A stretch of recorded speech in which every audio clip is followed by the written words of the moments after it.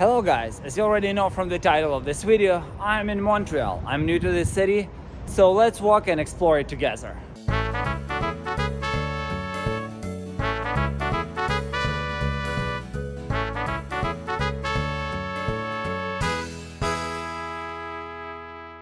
Right now I am on Westmount Square, which was built by Mies van der Rohe, one of my favorite architects.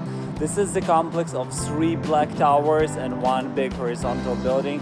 I've been here back in 2015 where I really wanted to visit this place, and oh boy would I know that a little bit later I would have an apartment renting right next to this square and this complex where I can see it every morning from my window. I'm not full-time staying in Montreal. I'm like a little bit back and forth between New York, where I spend more time for work, but I really love to be here and I'm very excited to see the city.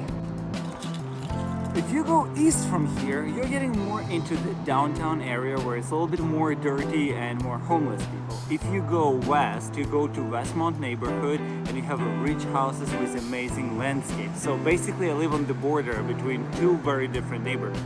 But actually, I will go south and show you another cool area that I want to explore myself as well. First thing to notice here is there are a lot of bicycles and a lot of bike lanes. The city bike program here is called Pixie, and it looks actually the same like in New York, and you also have the same thing where you have 3-digit code, or where on the side you can actually put your card to unlock your bike. However, their electrical bike looks a little bit different than ones in New York. Right now I'm walking through the neighborhood which is called on the Google Maps as Little Burgundy. Not sure if I pronounce it right, but I really enjoy this small neighborhoods with the buildings maximum up to 3 floors. You know, it looks very cozy, very nice, especially right now in the summer when there is a lot of greenery. What's surprising for me is that how many balconies people have here, and also the tall stairs up to the apartments on the 2nd floor that have their own entrance. It seems a little bit counterintuitive to me, considering that Montreal and Quebec is known for its harsh winters because it's north. So who is cleaning these stairs? And why people have such big balconies if most time of the year they cannot use it? However, I see right now they use them really a lot. I came upon a very cool place which is called Atwater with this clock tower up there. It seems to be a very nice market where you can start from having some drinks and quick snacks and then just go and buy everything you want, from fresh fruits, fresh vegetables, fish. Inside there I saw there is also a very cool butchery and other shops. So it's like a real nice market with very fresh, good looking products.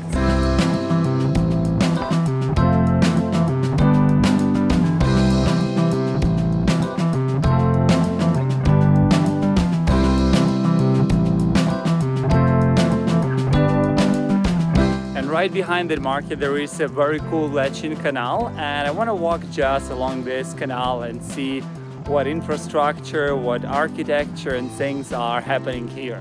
I noticed here there is this combined pedestrian and bike line, which to me is absolutely absurd. There is so much space right here, you could like separate this.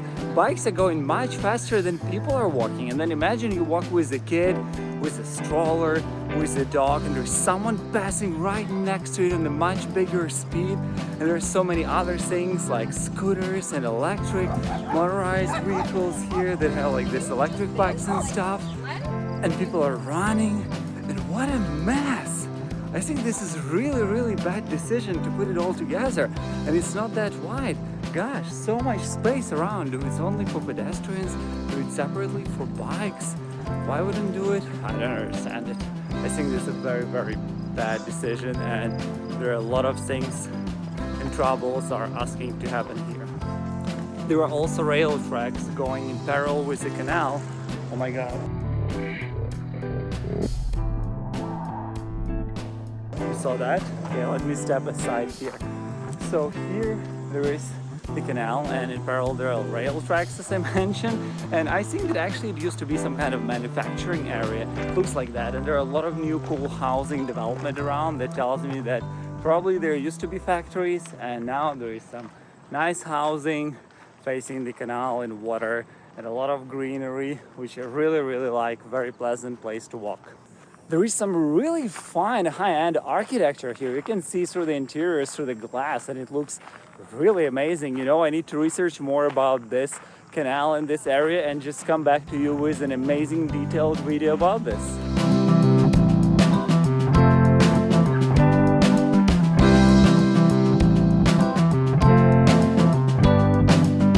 I'm really impressed how many cool metal bridges are here through this canal, and here it looks like I need to walk through this little under bridge to cross this road. Oh my god, guys, there is a lock for ships here. This is unbelievable. Look how there is a different level of water. This is up, here it's down. Those are the lock gates, and here you can see the people paddling through this. It's probably on a schedule or something. Wow, I didn't expect to see this at all. So cool. I think I never saw it like something like that in operation in my life. Unbelievable, oh my god.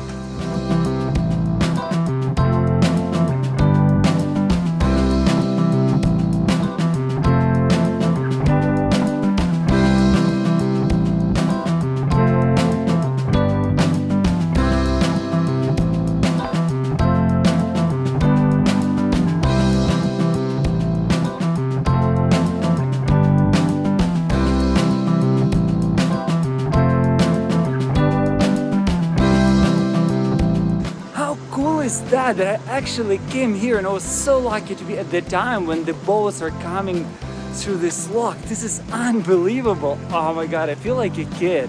This is so cool.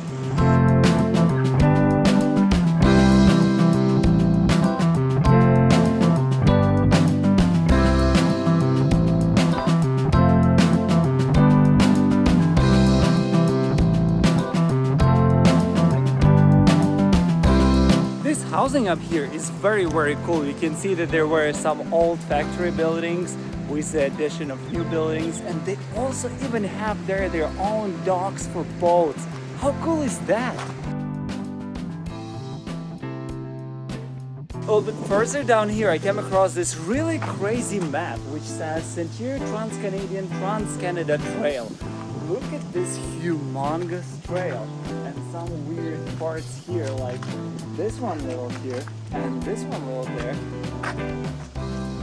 I'm not sure if this is pedestrian trail or people ride it or whatever they do, but it seems like absolutely enormous trail. Water here is so clean and transparent, a lot of fish, no trash at all. Wow. I really like this new residential building behind me, and there are a lot of developments like that here as I see it. Again, a lot of huge balconies despite the cold winters, and people wouldn't use it all year round. And it reminds me of Europe a lot, where the whole first floors are also apartments and kind of little private gardens. Which, on the other hand, my critique is, let's say I want to get a cup of coffee and have some coffee place, and I don't see any coffee places around here, and I didn't find any on the maps either, which is weird to me because it could be a cool and really very good business opportunity. So many people bike and walk here, and a lot of them probably gonna buy coffee or sit in a nice place by the water, and it doesn't exist here. All the first floors, instead of being businesses, they're actually residential. It was a very nice walk by the canal there, and right now let's get back to the downtown area and see how the city looks up there.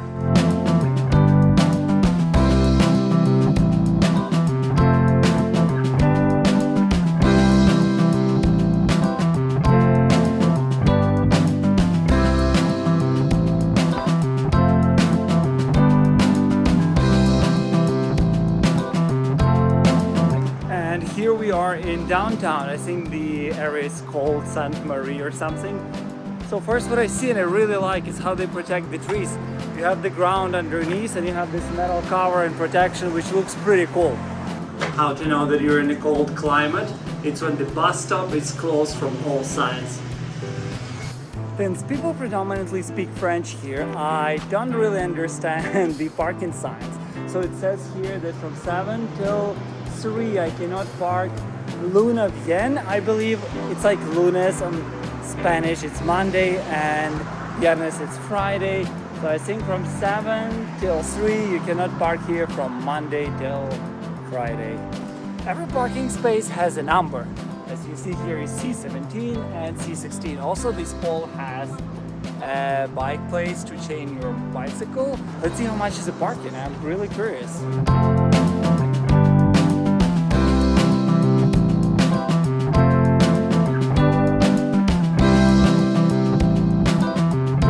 I maxed it out. It was $11.25 for 3 hours, which makes it $4, almost $4 per hour, which is probably $3 per hour, which is cheaper than Manhattan. And maximum you can max out 3 hours.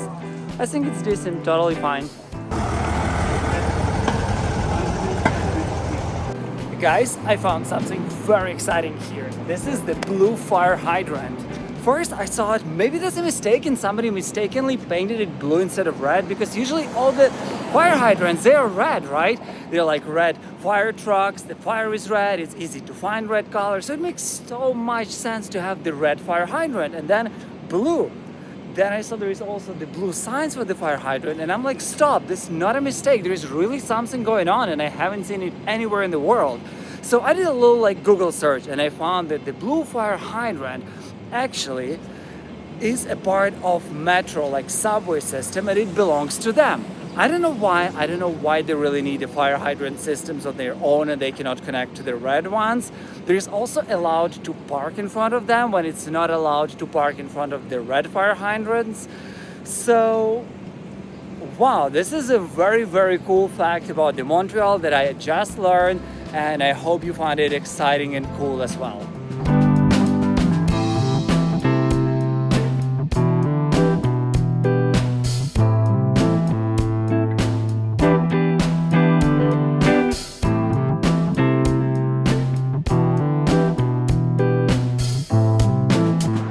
Another very interesting thing here in Montreal that I've never seen anywhere in the world is that for the first probably 5 seconds of your green light, you have the green arrow that goes straight, which allows you to go only straight. You cannot do the right turn or the left turn, and then after 5 seconds there is just a green light and you can do any turn you want, which is legal.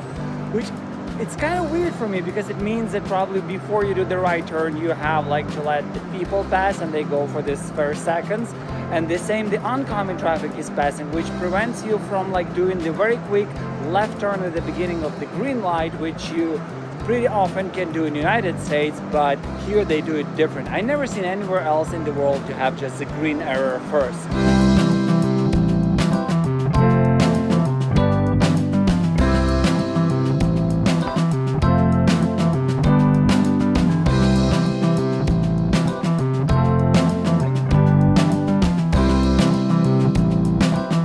So finally I walked a little bit through the downtown. I haven't been here at all since I came to Montreal. And I have to tell you, I have very positive emotions. It's very clean, it's nice. Today's Saturday, a lot of people out, a lot of activities. There are not that many restaurants and outdoor eating spaces as I would imagine there would be in a like bigger, busy city. But I understand this. It's a little bit different country. People probably do stuff different.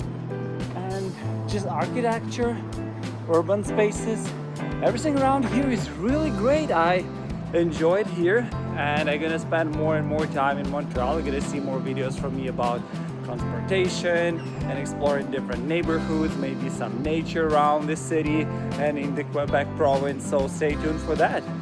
And before we end this video, let me show you one more cool place here in Montreal.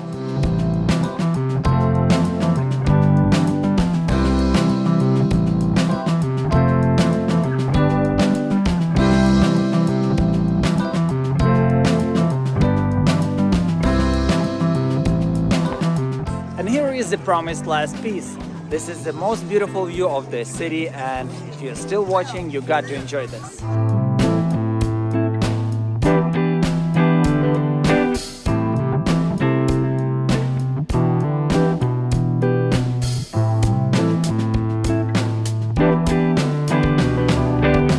Thank you very much for watching. Please let me know down in the comments about what are your favorite places in Montreal, what maybe I should make video about. And if you like it, put the thumbs up, subscribe if you aren't already, and into the next one.